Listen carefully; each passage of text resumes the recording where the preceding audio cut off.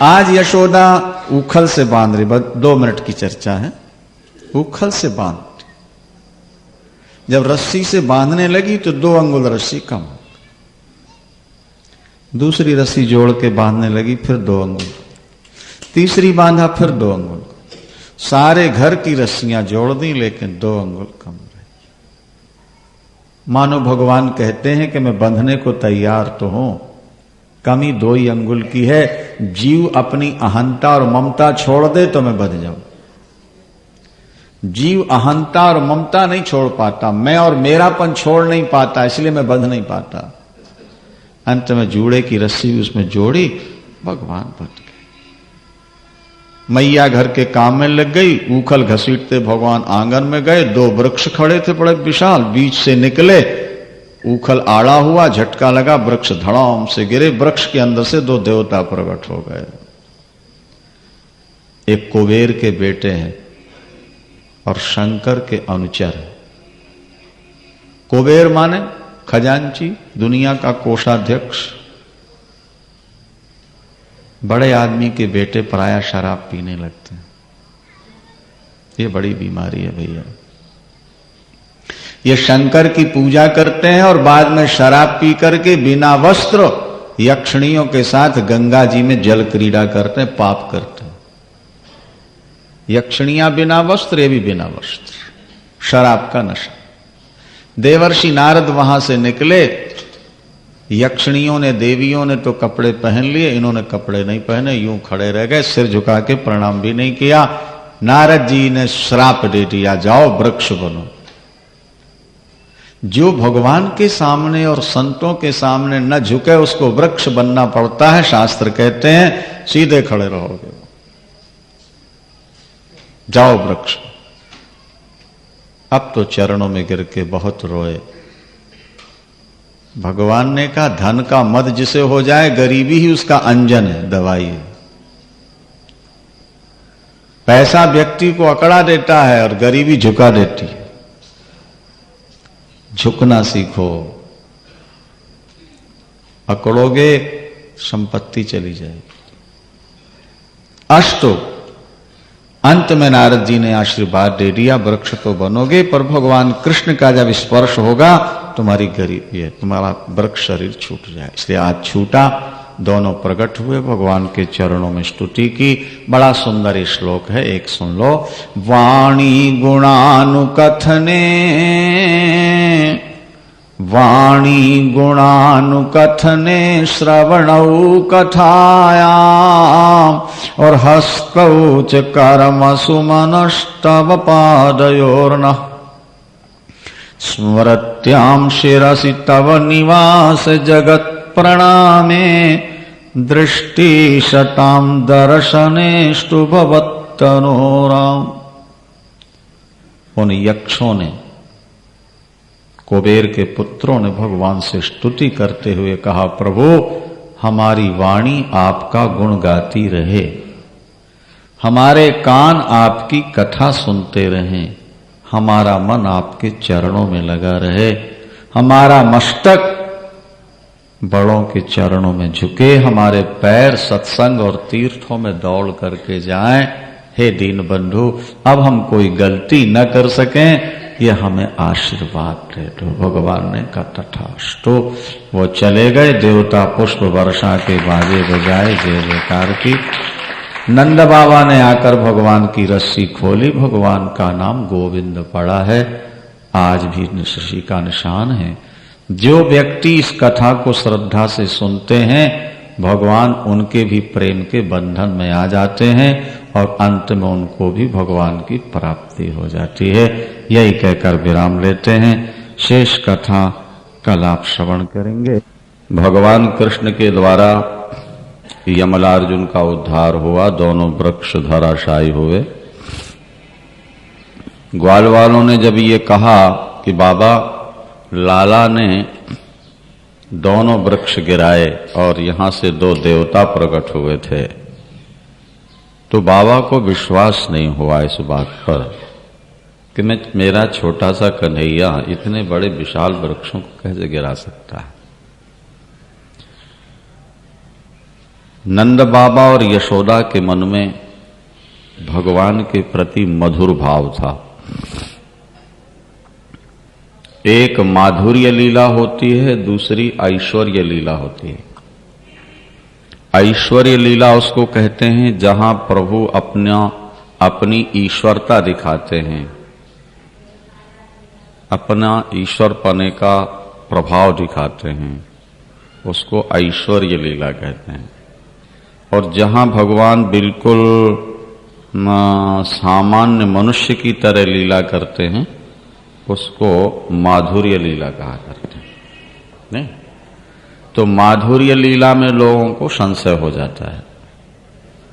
भगवान नंद बाबा के सामने, यशोदा मैया के सामने मधुर लीला करते हैं, ताकि इनको ये विश्वास न होने पाए कि हमारा लाला भगवान। क्यों? अगर ये भगवान समझ लें तो आपत्ति क्या है? बोले फिर ये हमसे डरेंगे, हाथ जोड़ेंगे, फिर जैसे अभी डांटते हैं, डपटते हैं, प्यार करते हैं, वो भाव कम हो जाते। इसलिए दशरथ जी ने जब मनु के रूप में पहले तप किया और भगवान ने उनको दर्शन देकर कहा वर मांगो, तो मनु जी ने कहा कि आपकी तरह बेटा चाहिए। चाहो तुम ही समान सुत और प्रभु सन कवन दुराव। ठीक है, प्रभु ने दे दिया। इसके बाद मनु जी ने एक वरदान और मांगा। क्या? सुत विषयक ताव पद रति हो, सुत विषयक ताव पद रति हो, के मोहि बड़ मूढ़ कह किनको। भले लोग मुझको मूर्ख समझते रहें, लेकिन मेरा मन आपके प्रति, आपके चरणों में लगा रहे, पर आप मुझे भगवान के रूप में कभी नहीं दिखना। आप मुझे सदा बेटे के रूप में दिखते रहे। ये मनु ने भगवान से वर मांग लिया। कौशल्या जी ने कहा था मुझे प्रेम के साथ विवेक भी दे देना।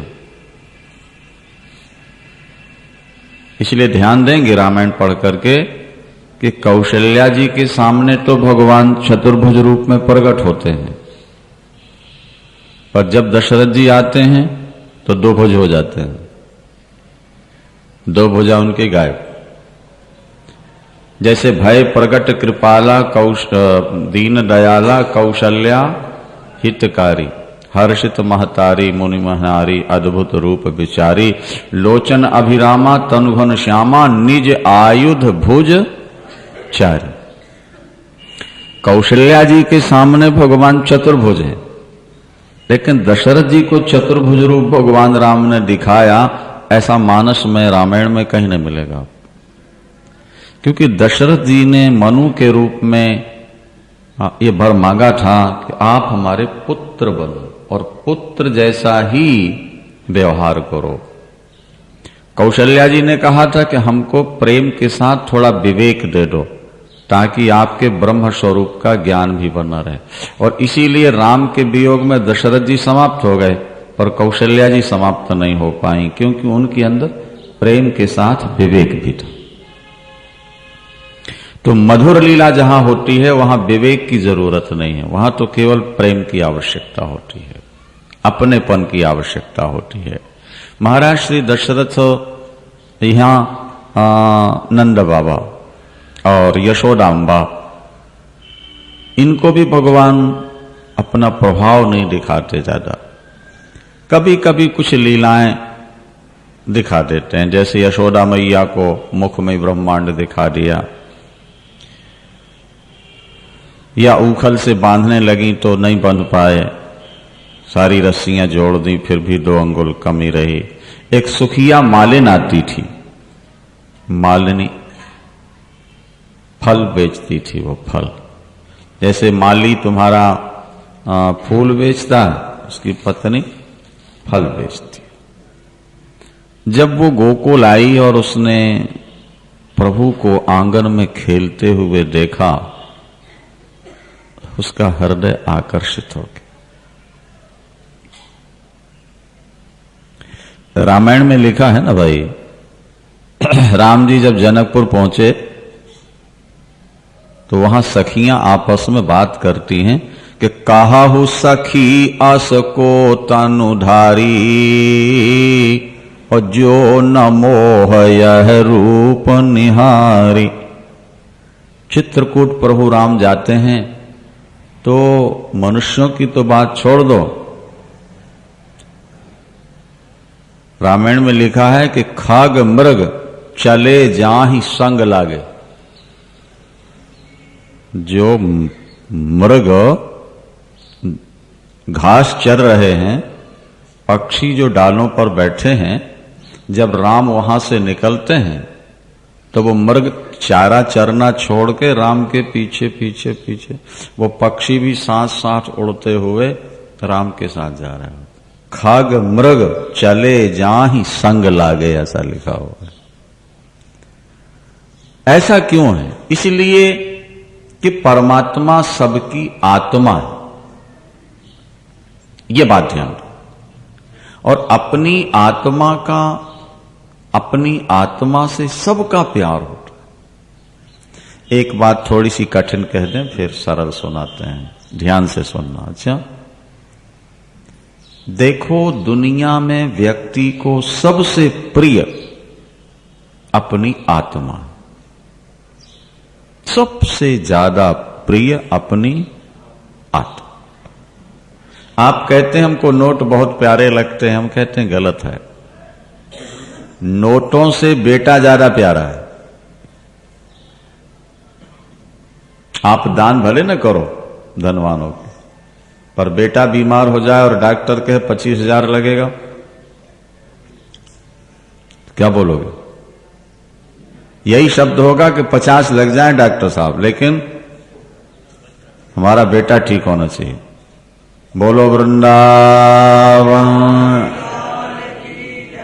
श्रीमन नारायण नारायण नारायण श्रीमन।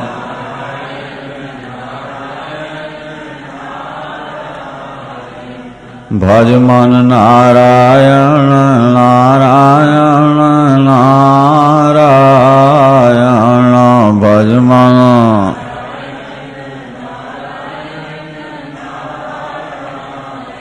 तो नोट ज्यादा प्रिय हुए या पुत्र ज्यादा प्रिय?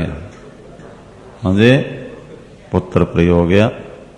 नोट प्यारे तो हैं, लेकिन उससे ज्यादा प्यारा पुत्र है, पत्नी। अच्छा, पत्नी पुत्र प्यारे तो हैं, लेकिन उससे भी ज्यादा प्रिय अपना शरीर है। ये भी ध्यान देंगे। मकान में चारों तरफ से आग लग जाए, क्या पिता बाहर हो दुकान में, फोन जाए घर में आग लग गई, और आके देखे चारों तरफ से आग लग गई। सड़क पर खड़ा खड़ा रोएगा, सिर पीटेगा, बेहोश होएगा, और ये कहेगा 1 लाख दूंगा, 2 लाख दूंगा, 5 लाख दूंगा, मेरे बेटे को बचा दो। दूसरों से कहेगा जाके निकाल लाओ, खुद नहीं जाएगा। तो बेटा ज्यादा प्यारा हुआ या शरीर? बोलो भाई। धन प्यारा है, लेकिन धन से ज्यादा पुत्र और पत्नी प्रिय है, और पुत्र और पत्नी से भी ज्यादा प्रिय शरीर, और शरीर से भी ज्यादा प्रिय आत्मा, शरीर से भी ज्यादा प्रिय आत्मा। आपको अपने हाथ बहुत प्यारे हैं, पैर बहुत प्रिय हैं, लेकिन किसी के हाथ में या पैर में कैंसर हो जाए और डॉक्टर कहे कटा दो, तो बच जाओगे, नहीं कटाओगे तो मरोगे। क्या करोगे भाई? शरीर का अंग कट जाए कोई बात नहीं, लेकिन हम जीवित रहें। और जब शरीर में भयानक कष्ट आता है, दुख आते हैं, तो फिर व्यक्ति कहता है, हे परमात्मा हमारा शरीर छुड़ा दे, अब इस शरीर से हमको छुट्टी दे दे, हम मर जाएं, मतलब इस शरीर से जब अलग हो जाएंगे तो शरीर के दुखों से हमको छुट्टी मिल जाएगी। अंत में आत्मा ही सबसे ज्यादा प्रिय है। दूसरी बात और ध्यान से समझना, आपने जिससे जिससे प्यार किया है उससे प्यार घटता बढ़ता रहता है और कभी खत्म भी हो जाता है, लेकिन अपनी आत्मा से प्यार कभी घटा बढ़ा है, ये बताओ आप। आपको बाहर के पदार्थों से वैराग्य हो जाता है, लेकिन आत्मा से कभी वैराग्य हुआ है? नहीं। इसका मतलब है कि दुनिया में सबसे ज्यादा प्रिय अपनी आत्मा, सहज प्यार होता है, अकृत्रिम नेचुरल प्यार। बाकी दुनिया से तो किसी कारण से प्यार होता है, किसी स्वार्थ को लेकर के प्यार होता है। नहीं, आप भी जब कोई मोटा ग्राहक देखते हैं कि 1,50,000 का ले जाएगा और उसमें 10-5,000 बच जाएंगे, तो आइए साहब, बैठिए साहब, चाय ले आओ भाई, पानी ले आओ, कैंफा कोला ले आओ।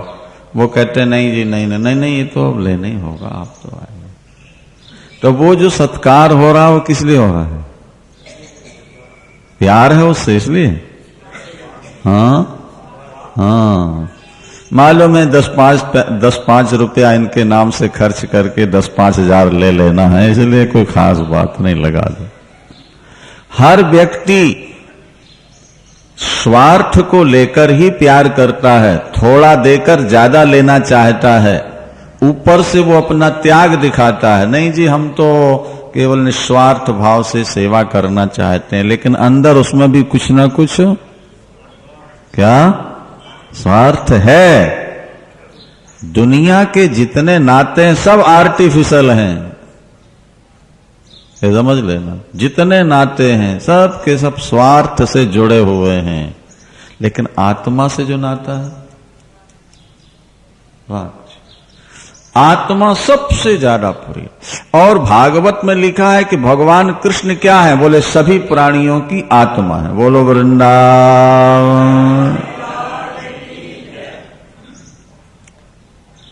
गोपियां गीत गाती हैं, यही कहती हैं, न खलु गोपिका नंदनो भवान अखिल देहि नाम अंतरात्म दृक्। आप तो समस्त प्राणियों की बुद्धि के दृष्टा हो, सबकी आत्मा ही हो। कृष्णम एनम अवेहितुम आत्मानम अखिलात्मनाम, अखिलात्मनाम प्राणिनाम कृष्णम आत्मानम विद्धि। आत्मा विद्धि, समस्त प्राणियों की आत्मा है भगवान। क्या समझे आप? देखो भाई, सभी नेत्रों के प्राण हैं सूर्य, सभी नेत्रों के प्राण सूर्य हैं, क्योंकि बिना प्रकाश के नेत्रों की कोई स्थिति नहीं, कोई महत्व नहीं। प्रकाश नहीं है तो नेत्र की कीमत क्या है, नेत्र का उपयोग क्या है, ये बताइए ना। तो जैसे एक ही वायु सबको प्राण जीवन दे रही है, एक ही सूर्य सबको प्रकाश दे रहे हैं, इसलिए नेत्र प्रकाश से बहुत प्यार करते हैं। इसी तरह से समस्त प्राणियों की आत्मा का केंद्र भगवान है। एतावता सभी आत्माओं का भगवान से सहज प्यार होता है। एक बड़ी सुंदर बात है, जरा बुद्धि लगाओ। वाल्मीकि रामायण में लिखा है कि दुनिया में ऐसा कोई व्यक्ति नहीं, 3 लोक में, जो राम से प्यार न करता हो। लोके नहीं सविद्येतो यो न राम मनुव्रता। महर्षि वाल्मीकि बोल गए और लिख गया रामायण में, पर संतों ने कहा महर्षि जी ये वचन आपका कट जाएगा। क्यों? आप लिखते हो कि दुनिया में कोई ऐसा जीव नहीं जो राम से प्यार न करता हो, लेकिन रावण तो प्यार नहीं करता, वो तो युद्ध के लिए तैयार खड़ा है, शत्रु मानता है। महर्षि ने बहुत बढ़िया व्याख्या की। क्योंकि वहां तो ऊपर से तार जुड़ा हुआ था ना उनका। किताब से पढ़ पढ़ा के रट के याद कर लो, वो चीज उतनी सफल नहीं होती जब तक अंदर का स्रोत न खुल जाए। डायरेक्ट संबंध जब तक उससे नहीं हो जाए ना ईश्वर से, तब तक विषय में आनंद नहीं आता, विषय परिमार्जित नहीं होता। महर्षि वाल्मीकि ने कहा कि जो ऊपर से शब्द आया मैंने लिख दिया, व्याख्या भी ऊपर ही वाला करेगा। ध्यान किया, व्याख्या आ गई सामने। उन्होंने कहा ठीक है, रावण राम को नहीं चाहता, लेकिन रावण आनंद चाहता है कि नहीं चाहता? बोलो, अमर जीवन चाहता है कि नहीं चाहता है? रावण ज्ञान चाहता है कि नहीं चाहता है? तो अमरता, ज्ञान और आनंद, ये तीन जिसके अंदर हो उसी को राम कहते हैं, उसी को सच्चिदानंद कहते हैं। रावण डायरेक्ट नहीं चाहता, इनडायरेक्ट तो चाह ही रहा है। रावण आनंद चाहता है नहीं, तो फिर राम को चाह रहा है कि नहीं चाह रहा?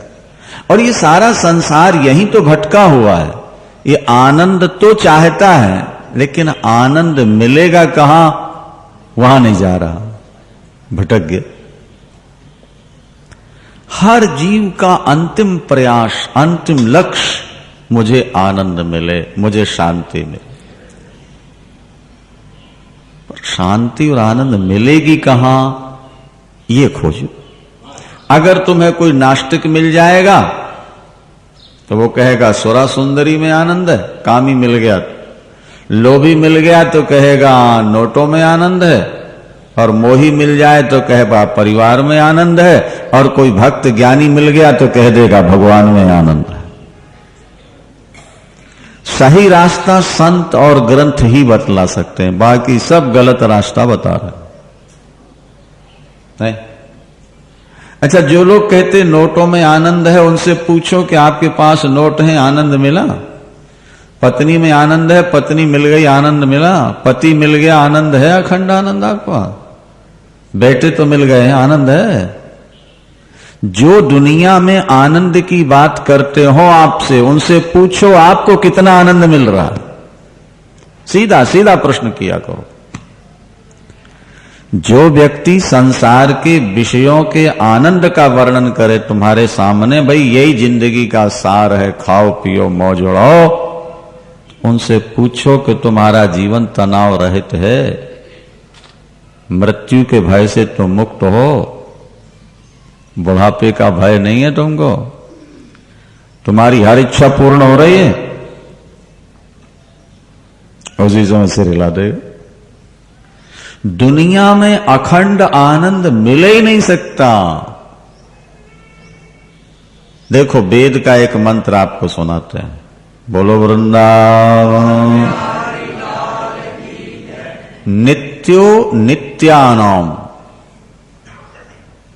नित्यो नित्यानाम, चेतनश्च चेतनानाम, एको बहुनाम यो विदधाति कामान, तमात्मष्ठम यो न पश्यन्ति धीरः, तेषां शाश्वती शांति नेतरेषाम्।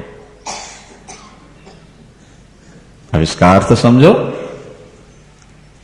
नित्यो नित्यानाम, संसार में जो नित्य पदार्थ दिख रहे हैं, इनको नित्यता देने वाला जो है, हाँ, और चेतनश्च चेतनानाम, संसार के समस्त चेतनाओं का, संसार की समस्त चेतनाओं को जो चेतना देने वाला है। भाई पंखा चल रहा है बाबू, अपने आप चल रहा है कि कोई चला रहा है? बोलो। तुम्हारी फैक्ट्री की मशीन अपने आप हलचल कर रही है कि कोई अंदर चला रहा है? तो तुम्हारे अंदर जो चेतना है, चेतना को कोई चेतित करने वाला है कि नहीं है? बिना कारण के तो कार्य होता ही नहीं। पानी के बिना बर्फ होता ही नहीं। आपके नल में पानी आ रहा है, अगर आप बुद्धिमान हो तो विचार करोगे पानी आ कहां से रहा है, और खोजोगे तो पता लगेगा वाटर हाउस से आ रहा है। क्या? नलाई से पानी तो नहीं आ रहा, पानी तो वाटर हाउस से आता है। आपके यहां बिजली जल रही है, पंखे चल रहे हैं, माइक चल रहा है, आप बुद्धिमान हो तो खोजो ये कहां से आ रहा है, पता लगेगा पावर हाउस।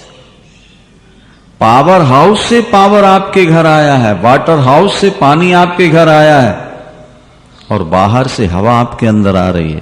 तो इसमें जो आत्मा है ये भी तो कहीं से आई होगी। बोलो वृंदावन, बोलो।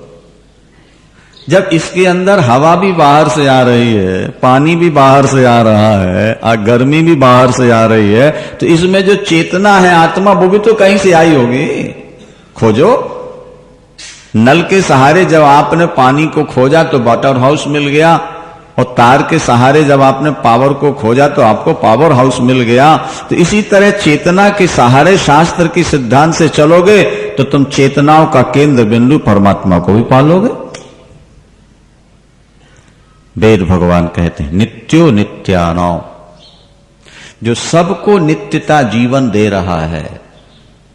चेतनश चेतनानां, जो समग्र चेतनाओं का केंद्र बिंदु है।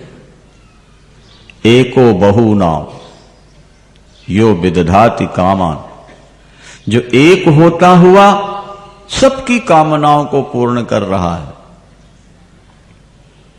भाई हवा तो एक ही है ना कि अनेक हैं, ये बताओ। लेकिन श्वास के रूप में सबको प्राण दान वही दे रहा है। एक अनेकों को जीवन दान दे रहा है नहीं। जैसे एक ही वायु सबको जीवन दे रहा है, इसी तरह एक ही परमात्मा सबको जीवन दे रहा है, सबको चेतना दे रहा है, सबको आनंद दे रहा है। जैसे एक ही सूर्य अरबों खरबों आंखों को देखने की शक्ति दे रहा है। नित्यो नित्यानाम चेतनश चेतनानाम एको बहुनाम यो विदधाति कामान तमात्मष्ठम तम परमात्मानम आत्मष्ठम, वो परमात्मा तेरे अंदर है नहीं? तमात्मष्ठम योनु पश्यन्ति धीराः, जो व्यक्ति उस परमात्मा को देख लेता है, उसको जान लेता है, उसको पा लेता है, तेषाम शाश्वती शांति। शब्दों पर ध्यान दो, वेद भगवान के। वेद किसी व्यक्ति के द्वारा लिखी गई किताब नहीं है, वेद तो ईश्वर के शब्द है। उसमें लिखा तेषाम शाश्वती शांति, उन प्राणियों को अखंड शांति मिलती है। नेतरे शाम, दूसरों को वो शांति कभी मिल ही नहीं सकती।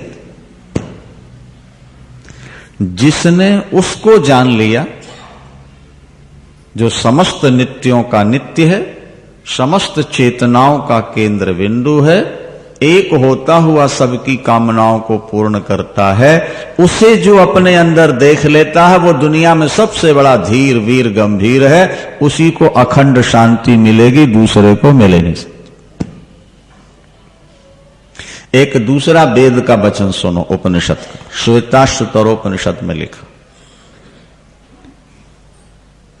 यदा चर्म वदाकाशम वेष्टयिष्यन्ति मानवः तदा देवम अविज्ञायो दुःख शांतो भविष्यति। यदि आप चाहते हो कि हमारे जीवन में कभी दुख ना आए, हमारा जीवन सदा सुख से परिपूर्ण रहे, तो तुम परमात्मा को जैसे तैसे जान लो, समझ लो। अगर नहीं समझ पाए तुम ईश्वर को, भजन नहीं कर पाए तुम ईश्वर का, और अपने दुख मिटाने की कोशिश करोगे, तो वेद भगवान कहते हैं इस आकाश को चमड़े की तरह लपेट के जब तुम बगल में दबा लोगे, तब हो सकता है ईश्वर को जाने बिना तुम्हारे दुखों का अंत हो जाए। बोलो, क्या आकाश को चमड़े की तरह लपेटा जा सकता है? निराकार आकाश को, अजम्बो।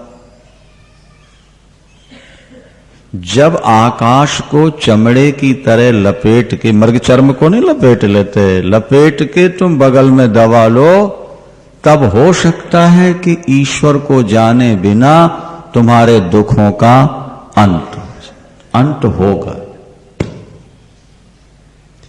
तुलसीदास जी कहते हैं,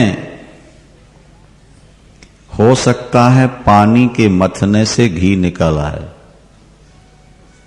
और रेत को मशीन में डाल करके तेल निकाल लिया जाए, लेकिन ईश्वर के बिना तुम्हें शांति सुख मिल जाए, ये कल्पना ही नहीं कर। बारी मथे बरु हो या घृत और सिकता ते बरु तेल, बिनु हरि भजन न भव तरियो, यह सिद्धांत अपेल। सुप्रीम कोर्ट के बाद आगे कहीं अपील नहीं होती ना, तो तुलसीदास जी कहते हैं सुप्रीम कोर्ट का फैसला है। पानी को मथने से हो सकता है घी निकला है, और रेत को पेरने से हो सकता तेल निकला है, लेकिन ईश्वर को जाने बिना न शांति मिलेगी, न सुख मिलेगा, न भवसागर से बेड़ा पार होगा तुम्हारा। मजे की बात यह है कि लोग सुन तो लेते हैं, वो मानते नहीं। ऐसा क्यों? कहा जाएगा कि इनकी बुद्धि कमजोर है, इनका हृदय पाप से सना हुआ है। अच्छा जी, हमारी बुद्धि कमजोर हो तो हम MA, AA, PhD कैसे कर लेते? तो फिर शास्त्र कहते हैं बुद्धि 2 प्रकार की होती। बोलो वृंदावन। शास्त्र बुद्धि 2 प्रकार की। एक बुद्धि होती है संसार को पकड़ने वाली, और दूसरी बुद्धि होती है परमात्मा की ओर चलने वाली। अगर तुमने MA, AA, PhD, DLED, DPhil कुछ किया है तो ये बुद्धि संसारी है। उदाहरण के तौर पर बात समझो ना भैया मेरे, मैग्नेट है ना, मैग्नेट, हाँ, चुंबक, हीरा सामने रख दो, उसके खींचेगा? सोना, चांदी और लोहा रख दो तो कीमती क्या है, हीरा के लोहा? हाँ, तो फिर हीरे को क्यों नहीं खींचता हो? अरे मैग्नेट बना ही लोहे से है तो लोहे को खींचेगा, हीरे से बनता तो हीरे को खींचता। तो जिसकी बुद्धि पाप से बनी हुई है वो तो पाप को ही अपनी ओर खींचेगी, संसार को ही खींचेगी। वो भगवान भले कीमती है, उसको कभी पकड़ नहीं सकती है। क्या? वो संसार में बहुत चलेगी बुद्धि तुम्हारी, दांव पेंच लगाने के लिए। कैसा खाता बना लें कि सरकार को बुद्धू बना के अपना जमा कर ले, बुद्धि चलेगी। किस ढंग से बात की जाए, ग्राहक चक्कर में फंस जाए। एक सुनार थे, सुनार 3 भाई थे, 4 नहीं, तो खूब ऐसे चंदन लगा लें माथे में और खूब ऐसी माला डाल लें और हाथ में भी माला पकड़े, ऐसे कपड़े पहन के दुकान पर बैठ जाए। 4 भाई थे। जब कोई ग्राहक आता है तो पहला भाई प्रश्न करता है, कृष्ण, हे कृष्ण। ये कोड वर्ड थे उनके। हे कृष्ण कहने का मतलब कि ये कैसा है, बुद्धू है या चतुर चालाक है। हे कृष्ण, कृष्ण माने ये कैसा है। तो दूसरा फिर उसकी बारीकी से परीक्षा करता है, और अगर समझ ले कि बुद्धू ने, तो वो कहता था हे गोपाल, माने बैल है बिल्कुल। बोलो वृंदावन। एक कहता है हे कृष्ण, ये कैसा है, कोड वर्ड है ना, और दूसरे ने कहा गोपाल, जय गोपाल, ये तो बैल है। तीसरे ने कहा हार हार, शंकर का ना हार हार जो कुछ है, तो चौथा उसका जेब खाली करा रहता। बोलो वृंदावन। अब ऊपर का वेश तो महात्माओं जैसा, भक्तों जैसा है, लेकिन अंदर क्या है? दुनिया के कामों में अगर तुम्हारी बुद्धि बहुत लग रही है और तुम 4 पैसा यहां वहां का झूठ झल कपट से होशियारी से कमा लेते हो, तो ये बुद्धि बहुत चमत्कारिणी नहीं है तुम्हारी। ये तो केवल पेट भरने की कला है। कीड़ी भी ढूंढ लेती है चीनी कहां पड़ी है, गुड़ कहां पड़ा है, हमें तुम्हें पता नहीं लगेगा, और कीड़ी को फट से पता लग जाता चीनी कहां रखी है घर में। क्यों भाई? शहद की बिंदु कहां पड़ी। तुम्हारी नाक में वो शक्ति नहीं। जो आपको आश्चर्य होगा, ये जो गीध ऊपर उड़ते हैं ना, ये 80 मील तक देख लेते हैं कहां मांस पड़ा हुआ है, 80 माइल तक।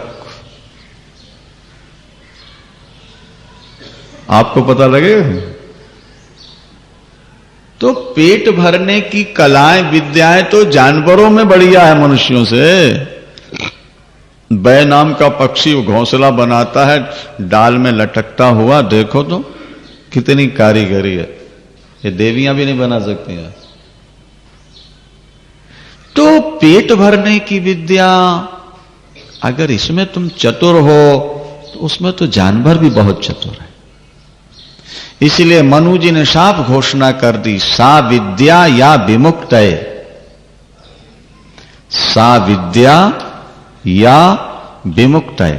विद्या वही विद्या है जो ईश्वर से मिलाने वाली, जो तुम्हारे मुक्ति का कारण बनती। बाकी जो विद्या है बोले वो तो पेट भरने की एक कला है, पैसा कमाने की एक कला है, उससे शांति नहीं मिलेगी। पैसा मिल जाएगा, पद मिल जाएगा, कोठी कार तुम्हें मिल जाएगी, लेकिन शांति नहीं मिलेगी बाबू। शांति तो तभी मिलेगी जब उसे जान लोगे। वृंदावन श्री कृष्ण गोविंद हरे मुरारे, हे नाथ नारायण श्री कृष्ण गोविंद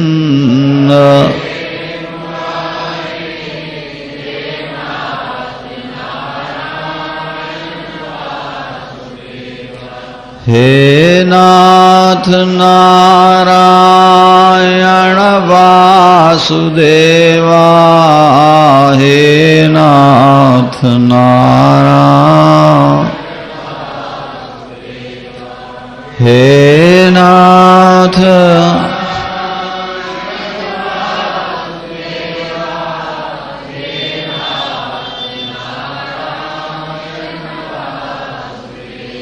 श्री कृष्ण गोविंद हरे मुरारे, हे नाथ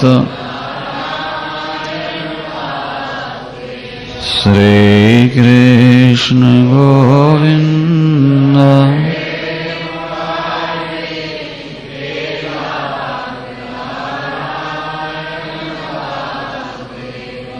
श्री बांके बिहारी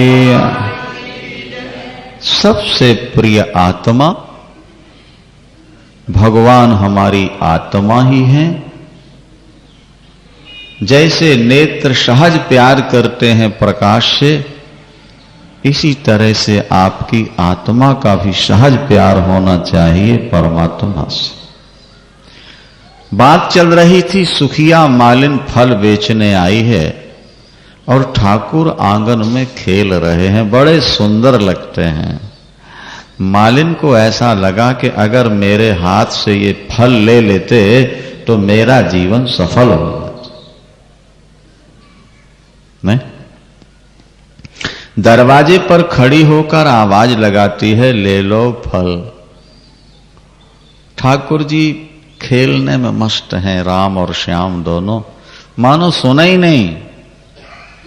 बेचारी 2 4 6 बार ले लो फल बोलती है, आगे बढ़ जाती, लेकिन उसके दिल में एक लालसा, एक भाव बन गया, कभी ये मेरे हाथ से फल ले लें, मेरा जीवन सफल हो जाए। देखो भैया, कर्म फल ध्यान देना नहीं, हम लोग कर्म फल स्वयं खा रहे हैं, इसलिए रो रहे हैं। अगर अपने कर्म फल ठाकुर को दे दें तो सदा हंसते रहेंगे।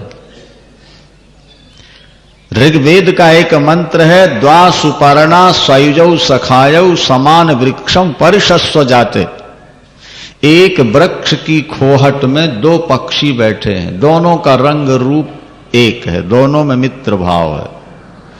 एक वृक्ष के फल खा के रो रहा है और दूसरा बिना खाए देखता हुआ हंस रहा है।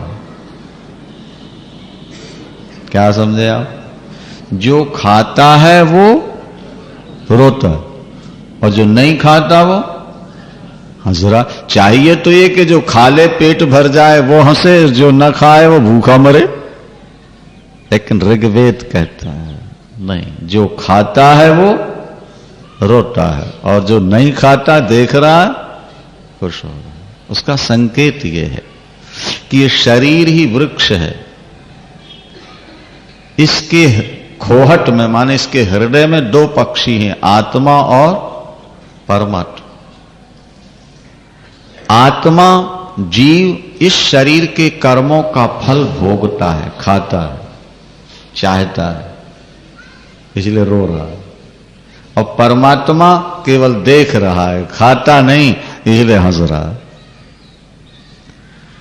फल जब तुम स्वयं खाओगे रोगे, और फल भगवान को दे दोगे तो सुखी रहोगे। एक दिन सुखिया मालिन बहुत व्याकुल होके जब रोती है, हाँ, और आके आवाज लगाई तो ठाकुर ने देखा, इशारा किया, मैं आ रहा हूं। थोड़ा सा अनाज हाथ में लेके चले, दौड़े, अनाज हाथ हिला, अनाज गिर गया, खाली हाथ रह गया। खाली हाथ उसकी टोकरी में ठाकुर ने रख दिया, हीरा मोतियों से टोकरी भर गई। उसने फल भगवान के चरणों में समर्पित कर दिया। देवता पुष्प वर्षा के बाजे बजाए और जय जयकार कर। जिस दिन आप अपने जीवन के कर्म फल भगवान को दे दोगे, उस दिन आपकी झोली हीरा मोतियों से भर जाएगी। रविंद्रनाथ टैगोर गीतांजलि में एक पुस्तक है लिखी, बड़ी अच्छी लिखी। वो एक भाव लिखते हैं, आप भी सुनो। मैं भिक्षा मांगने चला, कई घर मैंने भिक्षा मांगी, मुझे कुछ भुट्टे के दाने मिले। ज्वार भुट्टा नहीं, भुट्टा जो खाते हैं भून करके, है ना, छल्ली बोलते, वो दाने मिल गए। उसको ज्वार भुट्टा बोलते हैं हिंदी में। अपनी झोली में वो दाने संभाल कर मैं चल रहा था कि सामने से एक और भिखारी आ गया और उसने मेरे पास आते ही मैं अपना हाथ बढ़ाया, मुझे दे दे। मुझे बड़ा संकोच लगा, मैं स्वयं दूसरों से मांग रहा हूं और ये मुझसे मांग रहा। इतनी कठिनाई से मैंने मांगा है, कैसे दे दूं? लेकिन जब उसका हाथ पीछे नहीं हटा तो 2 दाने या 4 दाने उठाकर मैंने उसके हाथ पर रख दिए। पर जब मैं अपने घर पहुंचा और झोली मैंने खोली तो 4 मोती या हीरे मेरी झोली में पड़े हुए थे। तब मुझे ध्यान आया, अरे मुझसे बहुत बड़ी गलती हो गई। मैंने जितने दाने उसके हाथ में रखे उतने मोती मेरी झोली में आ गए। अगर मैं सारे दाने उसको दे देता मेरी झोली हीरा मोतियों से भर जाती। ये मेरी गलती। हम भी जिंदगी में जब कमाते हैं नहीं, और कोई मांगने आता है तो दिल कहता है कि खून पसीने की कमाई हम क्यों दे दें, नहीं। पर संकोच में जब हम कभी थोड़ा बहुत दे देते हैं तो हमारा दिया हुआ हीरा मोती बनकर विपत्ति में हमारी रक्षा करता है। तब हमें होश आती है कि अगर हमने बहुत कुछ किया होता तो आज हम बहुत ज्यादा सुखी होते। व्यक्ति अपने कर्मों का फल ईश्वर को देना नहीं चाहता, और जिसने अपने कर्म फल ईश्वर को दे दिए वो सदा के लिए सुखिया मालिन ने अपनी टोकरी के फल दिए और ठाकुर ने हाथ रख दिया और मोतियों से भर गए, हमेशा के लिए सुखी हो गई। फल बेचने का झंझट ही खत्म हो गया। प्रभु जो चाहे वो हो सकता है। बाबा गाय दोह रहे थे, है ना, गाय का दूध निकाल रहे थे। भगवान भी एक छोटी सी गड़वी लेकर पहुंच गए। बाबा मैं भी दूध चोऊंगा, बाबा मैं भी दूध लगाऊंगा। अरे लाला तू तो अभी छोटा है बेटा, जब तू बड़ा हो जाएगा ना तब फिर गाय चोएगा। जा मैया के पास चला। भगवान उदास हो गए। बाबा हमको गाय नहीं चोने देते। बाबा कहते हैं गाय बड़ी है, तू बड़ा होगा तब दो लेना। चलो बाबा बड़े हैं, बड़ी गाय दो रहे हैं, मैं छोटा हूं, छोटी गाय दो लेता हूं। उसी गाय की बछड़ी खड़ी थी बगल में जो दूध पीती थी। भगवान ने उसके थन में हाथ लगाया और महाराज आश्चर्य, उसमें दूध आ गया और उन्होंने दूध निकाला, गड़वी भर ली अपनी और मुंह लगा के थन में पी लिया और बोले बाबा देखो जरा मेरी गाय कितना दूध दे रही है। और बाबा देख के तो आश्चर्य में रह गए। ग्वाल वालों को बुला के कहते हैं भैया देखो तो जरा, अरे ये बछड़ी से दूध निकल रहा है। किसी ने कहा बाबा तेरा लाला तो भगवान है। नंद बाबा कहते नहीं भैया हम सामान्य व्यक्ति, हमको इतना बड़ा लाभ कहां मिल सकता है। बाबा कोई सिद्धि होगी तेरे बेटे में, किसी की कृपा हो गई। बोले हाँ ये हो सकता है। बोलो वृंदावन। भगवान है ये नहीं मान पाते। और प्रभु ये बताना चाहते हैं मैं चाहूं तो आपको कोई कमी आपके पास नहीं रहेगी। मेरी चाह तब होती है जब तुम निष्कपट भाव से मेरा भजन करो। मन क्रम बचन छाण चतुराई, मन क्रम बचन छाण चतुराई, के भजत कृपा करी है रघुराई। मनसा वाचा कर्मणा कपट त्याग के भजन कर लो, ईश्वर की कृपा बरस जाएगी आपके।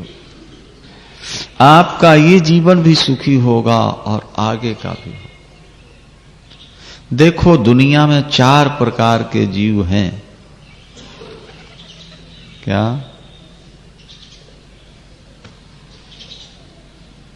A1 कौन है? फर्स्ट क्लास, जो यहां सुखी और मरने के बाद वहां भी सुखी। और सेकंड क्लास कौन है? जो यहां दुखी लेकिन भजन कर रहे हैं, मरने के बाद वहां। और थर्ड क्लास कौन है? जो यहां सुखी सोरा सुंदरी में दिन काट रहे हैं लेकिन मर के नरकों में सड़ते रहते। वो थर्ड। और फोर्थ, चौथी क्लास के कौन है? जो यहां दुखी और मर के वहां दुखी। पहले पाप किया आज रो रहे हैं दुखी हैं, और आज फिर पाप कर रहे हैं आगे रोएंगे। तो भगवान से प्रार्थना करो भैया भजन करो यार, ये 1 क्लास में रहो ना। जब तक यहां रहो खूब आराम से रहो, और जब मरो तो सीधे बैकुंठ चले जाओ, कोई रोकने वाला ना हो तुमको। भजन करो। भजन करने वाले के लिए भोग और मोक्ष दोनों सुलभ होते हैं। क्या? भोगश्च मोक्षश्च करस्थ एव। जो भगवान की उपासना करते हैं उनको भोग और मोक्ष दोनों सुलभ रहा करते हैं। इसलिए परमात्मा का चिंतन भजन करते रहो, यही संकेत। आगे प्रभु की लीलाओं पर ध्यान दो। एक दिन भगवान बछड़े चराने जाते हैं, पहले भी हम सुना चुके हैं आपको, थोड़ा विस्तार से उसे सुना दें। ग्वाल वालों के साथ भगवान खेल खेलते हैं। कभी हंस बन के हंस की चाल चलते हैं, कभी मोर की तरह नाचते हैं, कभी बंदर की तरह डालों में छलांग मारते हैं, कभी मेंढक की तरह उछलते हैं, और देवता बादलों में छुप छुप करके ये लीला देखकर पुष्प बरसाकर बाजे बजाते हैं और जय जयकार। खेलते खेलते भगवान थोड़ा पीछे रह गए और ग्वाल वाल अपने बछड़ों को लेकर के आगे बढ़ गए। जब कभी ग्वाल वालों ने भगवान को पीछे छोड़ा है, तभी उनके जीवन में संकट आया है। यह ध्यान रखना। अर्जुन ने महाभारत युद्ध किया, लेकिन अर्जुन के आगे थे भगवान, और दुर्योधन के आगे था अभिमान। नहीं समझे आप? दुर्योधन ने भगवान को पीछे धकेल दिया है, उसने अभिमान को आगे बैठाला है, जबकि अर्जुन ने अभिमान को पीछे धकेल दिया है और भगवान को आगे बैठा लिया। विजय किसकी हुई? जिसके आगे भगवान। ग्वाल वाल जब कभी भगवान को पीछे छोड़ते हैं, संकट में फंस जाते हैं। ये दो लीलाएं अभी आप सुनिए, दोनों में भगवान को पीछे छोड़ दिया ग्वाल वालों। खेलते खेलते खेलते भगवान तो जरा पीछे रह गए और ये बछड़ों को लेकर के आगे बढ़ गए। अगर ठाकुर का इंतजार कर लेते, ठाकुर को आगे कर लेते, तो संकट में नहीं फंसते। आगे एक सर्प बैठा हुआ है, जैसे सुरसा थी ना हनुमान जी के लिए, ऐसे ही विशाल काय सर्प। वो ऐसा लगता था जैसे एक पहाड़, और उसने मुंह खोल रखा था तो लगता था कि जैसे ये पहाड़ के अंदर गुफा है, कोई कंदरा पार जाने की। ग्वाल वालों ने अपने सारे बछड़े उसी में प्रवेश करा दी, उस पार जाने। अच्छा, आपस में चर्चा ये करते हैं कि यार देखो ये गुफा बिल्कुल सर्प की तरह दिख रही है, और कहीं सर्प हुआ तो किसी ग्वाल ने कहा यार अगर सर्प हुआ भी तो हमारा क्या बिगाड़ेगा, हमारा रक्षक तो कन्हैया हमारे साथ है। बोलो वृंदावन। प्रवेश कर गए और उसकी जो एकदम जहरीली हवा वायु निकली, उससे सारे बछड़े और ग्वाल वाल समाप्त। जब समाप्त होने लगे तो माता पिता की याद नहीं आई उनको, भाई बंधुओं की याद नहीं आई, भगवान की याद आई। जिससे ज्यादा प्यार होगा संकट में, उसी की याद आती। याद रखना, कैकेयी का राम से बहुत प्यार था। वृंदावन। कैकेयी का श्रीमन्नारायण नारायण नारायण श्रीमान।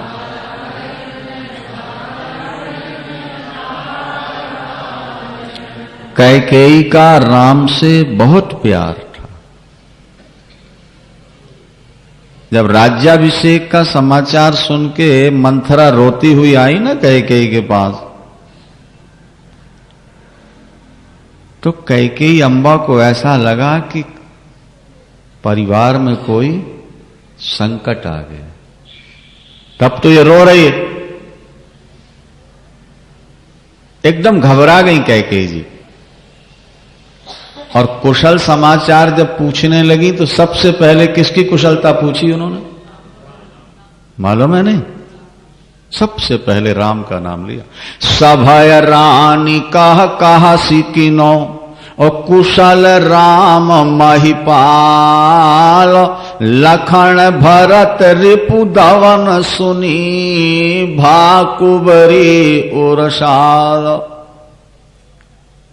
अरे मंथरा तू रो रही है, परिवार पर कोई संकट तो नहीं आ गया? मेरा राम तो ठीक है, महाराज दशरथ ठीक है ना, लखन भरत तो कुशल है।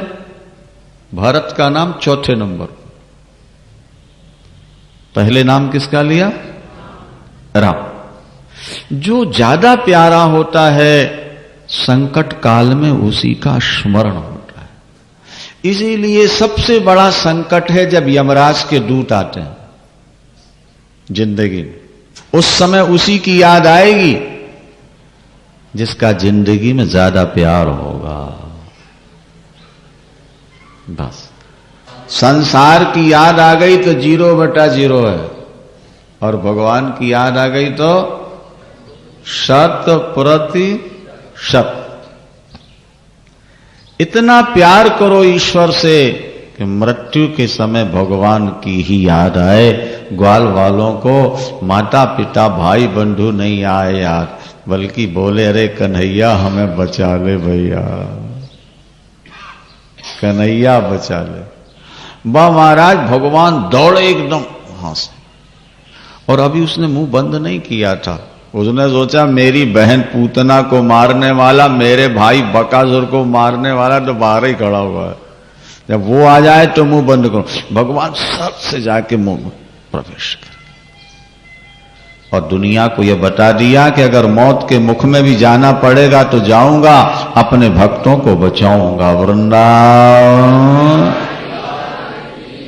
सर्प मौत है महाराज, मृत्यु के मुख से भी निकाल के लाऊंगा तुमको, तुम एक बार मेरी शरण में। तो जयद्रथ को मारने का जब अर्जुन ने संकल्प कर लिया, कल सूर्यास्त से पहले अगर मैंने अर्जुन को जयद्रथ को नहीं मार दिया तो आग में जल के मर जाऊंगा। भगवान ने कहा पार्थ, जयद्रथ के पिता ने वरदान मांगा है, जिसके हाथ से मेरे बेटे का सिर जमीन में गिरे उसके सिर के 100 टुकड़े हो जाए। अब अगर तुमने जयद्रथ को मारा तो तुम्हारे सिर के 100 टुकड़े हो, और चूंकि प्रतिज्ञा कर चुके हो अगर नहीं मार पाओगे तो खुद मरो। बोलो अब इस मौत के मुख से तुम्हें कौन बचाएगा? अर्जुन ने मुस्कुरा के कहा वंशी वाला बचाएगा, जिसके हाथ में बागडोर थमा दी है वो बचाए। ये चिंता अर्जुन को नहीं कि अर्जुन के प्राण कैसे बचेंगे, ये चिंता तो उनको है जिन्होंने मेरे घोड़ों की लगाम पकड़ी हुई। अब बड़ी लंबी कथा है, ये अब समय नहीं है व्याख्या का। जब चले हैं प्रातःकाल अर्जुन को लेके भगवान जयद्रथ को मारने के लिए, 7 अक्षौणी सेना के पीछे छुपाया हुआ था जयद्रथ। 7 अक्षौणी सेना के पीछे, और एक दिन में 7 अक्षौणी सेना को मारना नामुमकिन, असंभव। भाई 18 दिन में 11 अक्षौणी सेना मार पाए हैं ना ये, तो एक दिन में 7 कैसे मारेंगे? अच्छा, और मान लो मार के उसको मार दें तो भी मरना पड़ेगा ना, और नहीं मारते तो मरना पड़ेगा।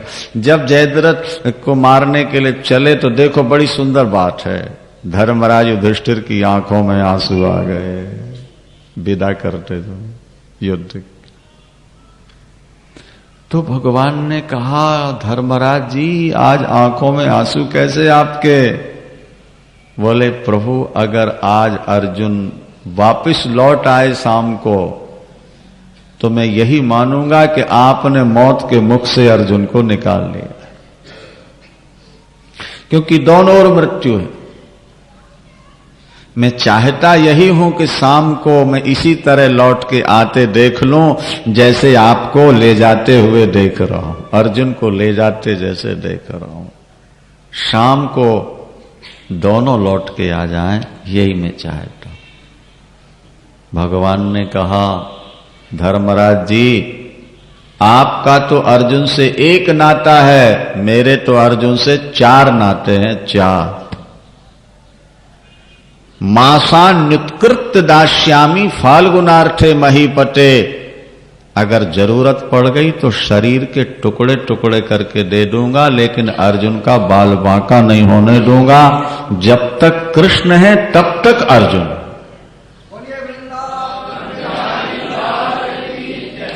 और मौत के मुंह से कैसे निकाला जरा सुनो। युद्ध करते करते सूर्यास्त होने लगा, लेकिन अभी जयद्रथ का पता ही नहीं था, अभी तो सेना ही से लड़ रहे सारा।